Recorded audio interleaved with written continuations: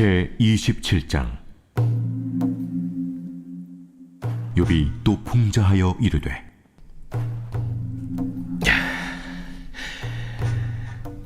나의 정당함을 물리치신 하나님, 나의 영혼을 괴롭게 하신 전능자의 사심을 두고 맹세하노니 나의 호흡이 아직 내 속에 완전히 있고 하나님의 숨결이 아직도 내 코에 있느니라. 결코 내 입술이 불의를 말하지 아니하며 내 혀가 거짓을 말하지 아니하리라. 나는 결코 너희를 옳다 하지 아니하겠고 내가 죽기 전에는 나의 온전함을 버리지 아니할 것이라. 내가 내 공의를 굳게 잡고 놓지 아니하리니 내 마음이 나의 생애를 비웃지 아니하리라. 나의 원수는 악인같이 되고 일어나 나를 치는 자는 불의한 자같이 되기를 원하노라. 불경건한 자가 이익을 얻었으나 하나님이 그의 영혼을 거두실 때에는 무슨 희망이 있으랴. 환난이 그에게 닥칠 때 하나님이 어찌 그의 부르짖음을 들으시랴. 그가 어찌 전능자를 기뻐하겠느냐. 항상 하나님께 부르짖겠느냐. 하나님의 솜씨를 내가 너희에게 가르칠 것이요 전능자에게 있는 것을 내가 숨기지 아니하리라. 너희가 다 이것을 보았거늘 어째 그토록 무익한 사람이 되었는고. 악인이 하나님께 얻을 분깃, 포악자가 전능자에게서 받을 산업은 이것이라. 그의 자손은 번성하여도 칼을 위하며 그의 후손은 음식물로 배부르지 못할 것이며 그 남은 자들은 죽음의 병이 돌 때에 묻히리니 그들의 과부들이 울지 못할 것이며 그가 비록 은을 티끌같이 쌓고 의복을 진흙같이 준비할지라도 그가 준비한 것을 의인이 입을 것이요 그의 은은 죄 없는 자가 차지할 것이며 그가 지은 집은 조매 집 같고 파수꾼의 초막 같을 것이며 부자로 누우려니와 다시는 그렇지 못할 것이요 눈을 뜬즉 아무것도 없으리라. 두려움이 물같이 그에게 닥칠 것이요 폭풍이 밤에 그를 앗아갈 것이며 동풍이 그를 들어 올리리니 그는 사라질 것이며 그의 처소에서 그를 몰아내리라. 하나님은 그를 아끼지 아니하시고 던져버릴 것이니 그의 손에서 도망치려고 힘쓰리라. 사람들은 그를 바라보며 손뼉치고 그의 처소에서 그를 비웃으리라. 오늘은 확고한 믿음이라는 제목으로 말씀을 나누도록 하겠습니다. 지난주는 참 잘도 도와주는구나 라는 제목으로 말씀을 살펴봤었죠. 지난 세월을 돌아보며 친구들에 대한 아쉬움도 전했고 또 온 우주와 만물을 다스리시는 하나님을 욥이 마음껏 한번 표현했던 그런 시간이었습니다. 오늘부터 31장까지는 욥의 긴 이야기가 이제 시작이 됩니다. 오늘 말씀은 두 부분으로 나눌 수가 있는데요. 1절부터 12절까지의 말씀은 욥의 순전에 대한 확고한 맹세가 이어지고요. 13절부터 23절까지는 악한 자의 운명을 기록하고 있습니다.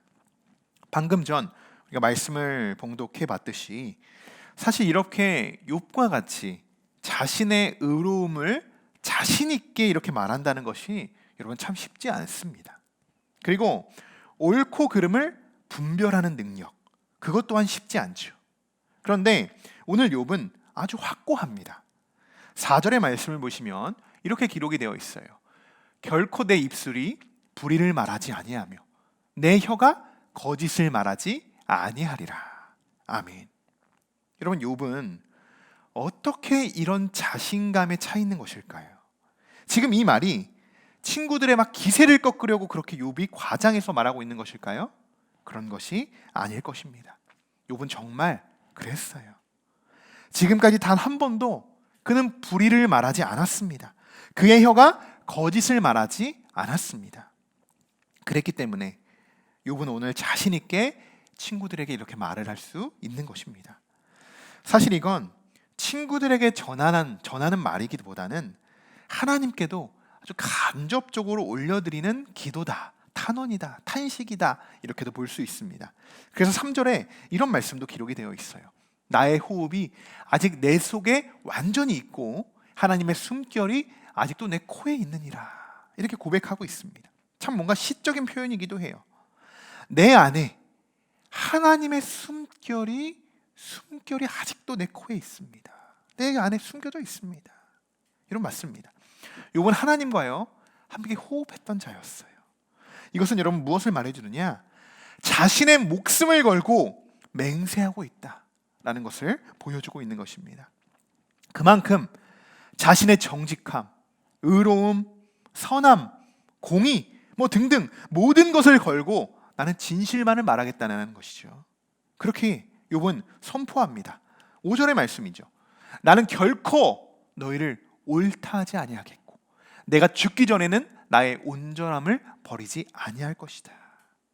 친구들의 신학적인 주장을요, 그는 끝까지 인정하지 않습니다.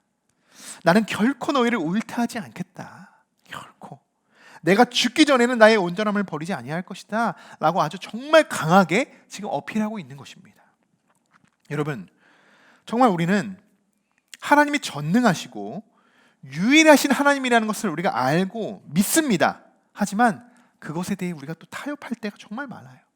끝까지 믿고 신뢰해야 하는 것을 알면서도 자꾸 다른 길로 우리가 빠져갈 때가 있죠. 믿음도 그렇습니다. 믿음은 여러분 확고한 거잖아요. 믿음이 확고한 거잖아요. 변하면 안 되는 거잖아요. 그렇게 우리는 사단의 공격을 받을 때면요, 믿음을 저버린다는 거예요. 그것에 현혹되어서 내 믿음을 끝까지 지키지 못하고 어느새 그 사단의 시험에 동화되고 있습니다. 그런데 오늘 보십시오. 오늘 욥을 보십시오. 그는 단 한 번도 흔들리지 않아요.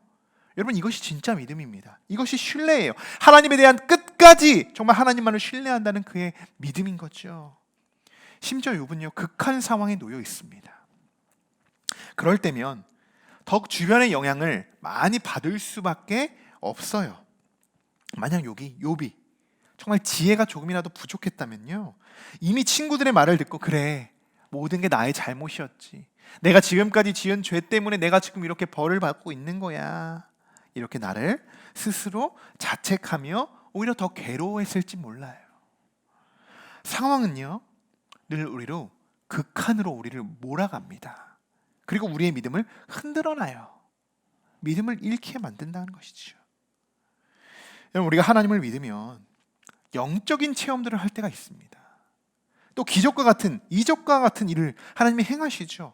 하나님은 우리의 신앙의 수준에 따라서 하나님이 어떠한 분이신지를 계속적으로 보이시고 깨닫게 하시고 또 알게 하시는데, 분명한 사실은 무엇이냐? 하나님이 살아 역사하신다는 것을 우리에게 계속적으로 알게 하신다는 거예요.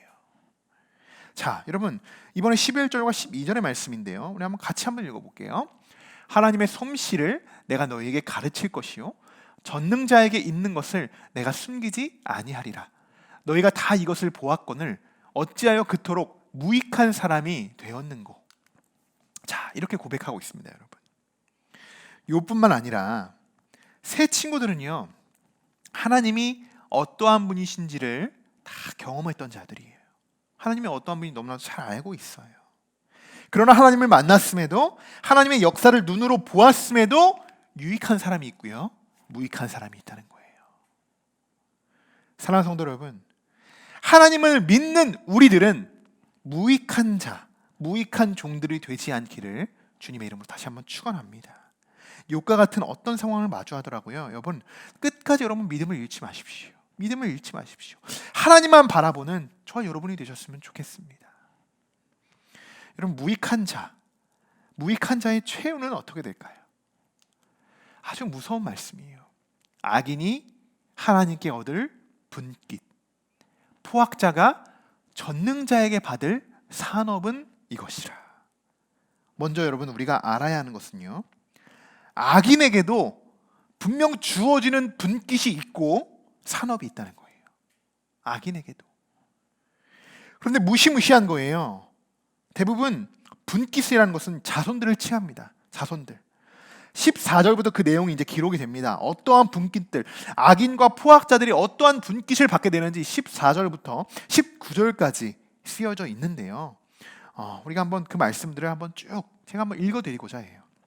그의 자손은 번성하여도 칼을 위함이요, 그의 후손은 음식물로 배부르지 못할 것이며, 그 남은 자들은 죽음의 병이 돌 때에 묻히리니 그들의 과부들이 울지 못할 것이며, 그가 비록 은은 티끌같이 쌓고 의복을 진흙같이 준비할지라도 그가 준비한 것을 의인이 입을 것이요, 그의 은은 죄 없는 자가 차지할 것이며, 그가 지은 집은 조매 집 같고 파수꾼의 초막 같을 것이며, 부자로 누우려니와 다시는 그렇지 못할 것이요, 눈을 뜬즉 아무것도 없으리라. 여러분, 이것이 악인을 채우고 포악자의 최후입니다. 무익한 자의 최후예요. 그리고 정말 무서운 구절이 여러분 한 구절이 더 있습니다. 한 구절이 22절과 23절의 말씀이에요. 하나님은 그를 아끼지 아니하시고 던져버릴 것이니 그의 손에서 도망치려고 힘쓰리라 하는 사람들은 그를 바라보며 손뼉치고 그의 처소에서 그를 비웃으리라. 자, 여러분 상상이 가십니까? 이 장면이요. 천국에서 지옥에 있는 자들을 내려다보고 있는 거예요.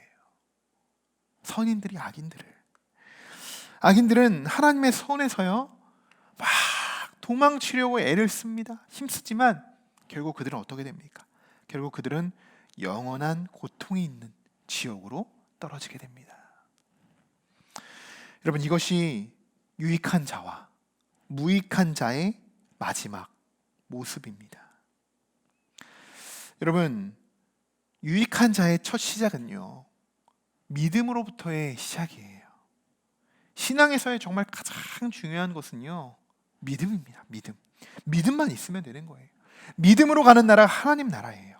믿음만 있으면 여러분 구원받을 수 있는 거예요. 예수 그리스도를 믿는 거예요. 그냥 그것만 믿기만 하면 우리가 천국 백성이 될 수 있는 거예요. 믿음만 있으면 우리가 영원한 안식을 누리게 되는 것인데, 자꾸 우리는 매 순간마다 그 믿음의 중요성을 우리가 잃어버리게 됩니다. 오늘 여러분들도 믿음으로 하나님께 고백하며 나아가시기를 바랍니다. 하나님, 믿음을 잃지 않고 살아가겠습니다. 하나님, 나에게 믿음을 더하여 주시옵소서. 믿음으로 하나님의 말씀에만 순종하겠습니다. 온전한 자가 되겠습니다. 정직하게 살겠습니다. 주님의 이름으로 내가 성실하게 정말 살아가고 하나님과 이웃과 가족들, 정말 아픈 자들, 소외된 자들 하나님 내가 감싸주고 사랑하면서 내가 살아가겠습니다. 오늘 여러분 이렇게 여러분들도 믿음으로 기도하시고 결단하셨으면 좋겠습니다. 이제 말씀을 정리하고자 합니다. 오늘 우리가 믿음에 대해서 함께 묵상하고 유익한 자 그리고 무익한 자의 최후를 우리가 살펴봤죠. 정말 무섭습니다. 정말 무서워요. 여러분, 하나님은 우리를 지으셨을 뿐만 아니라요 우리를 심판하시는 심판자라는 것, 여러분 그것을 꼭 기억하셔야 됩니다. 뒤늦게 하나님 하고 그렇게 부르짖어봤자 그때는 이미 늦습니다. 지금이 우리의 믿음을 다시 한번 점검해 봐야 할 때이며 우리의 신앙을 다시 한번 점검해 봐야 할 때인 줄 믿습니다. 아직도 늦지 않았습니다. 지금부터 다시 우리의 마음을 굳건하게 잡을 수 있습니다. 믿음으로 하나님의 일하심을 바라보시고 하나님의 가르치심과 인도하심에 따라 그분께 순종하며 나아가는 저와 여러분들 되시기를 주님의 이름으로 간절히 축원합니다.